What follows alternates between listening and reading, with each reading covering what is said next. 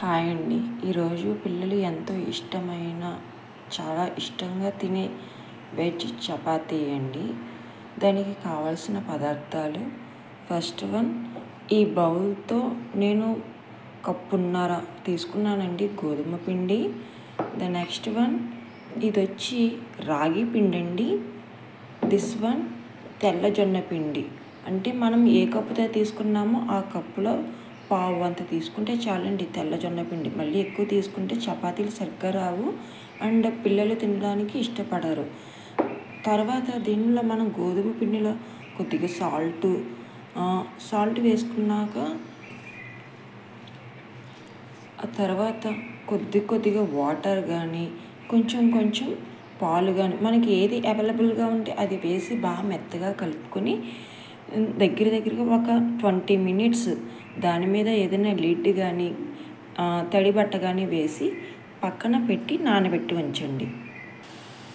చూడండి ఎంతో సాఫ్ట్గా మెత్తగా అయ్యింది. దీన్ని దగ్గర ఒక 20 minutes అయినా నానబెట్టి కర్రీకి మనం ఇప్పుడు కర్రీ ప్రిపేర్ చేసుకుంటాం. ఇప్పుడు మనం స్టఫ్కి ఏమేమి కావాలో చెప్తాను. తురిమిన బీట్రూట్, బాయిల్ చేసిన పొటాటో, ఉడకబెట్టిన స్వీట్ కార్న్, ఉడకబెట్టిన క్యారెట్ అండ్ ఉడకబెట్టిన చిలకడ దుంపలు. ఇవి చిలకడ దుంపలు, క్యారెట్ ఎందుకు ఉడకబెట్టామంటే కొంతమంది పిల్లలు తినడానికి ఇష్టపడరు. ఇవి అన్నీ మెత్తగా స్మాష్ చేసుకొని ఒక మిక్సింగ్ బౌల్లోకి తీసుకుందాం.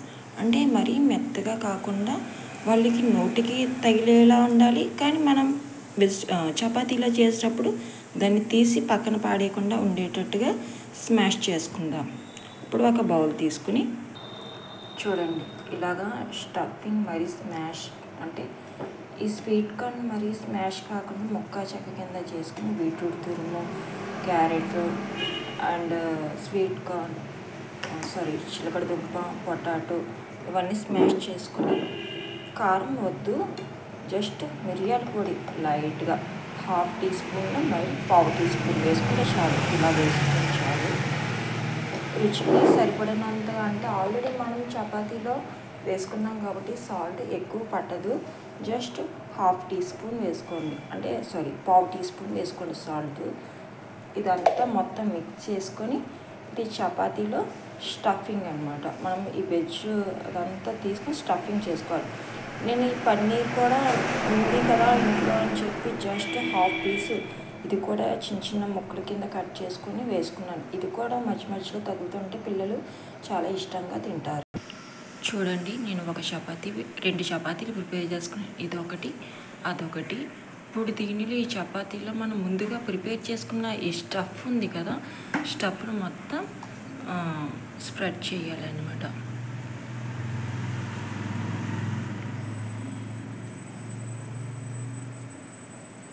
ఇలా స్ప్రెడ్ చేసుకుని ఇంకో చపాతీ ఉంది కదా, ఈ చపాతీని దీనిపైన ఇలా పెట్టి దీన్ని మొత్తం మళ్ళీ ఒక బాల్ కింద చేసి మళ్ళీ ఒక చపాతీ కింద ప్రిపేర్ చేసుకోవచ్చు. చూడండి నేను చేసి చూపిస్తాను. చూడండి చపాతీ ఇలా చేసుకుని దీనిపైన కావాలంటే నువ్వులు కూడా జస్ట్ అక్కడ ఇక్కడ స్ప్రెడ్ చేసుకోవచ్చు.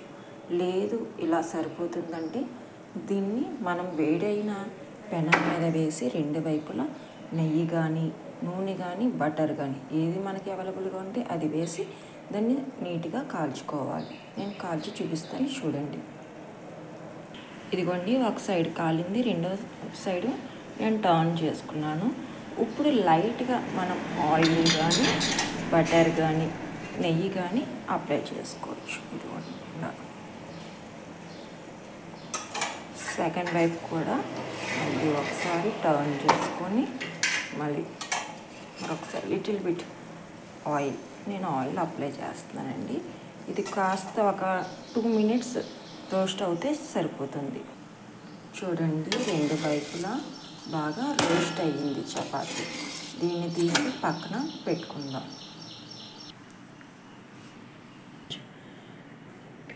చూడండి ఎంతో బాగా టేస్ట్గా, లోపల చూడండి ఎంత బాగుందో కర్రీతో. బాగుంది కదా, పిల్లలకి ఇలా పెడితే ఎంత ఇష్టంగా తింటారు. మీరు కూడా ట్రై చేసి ఎలా వచ్చిందో చెప్పండి. Thank you.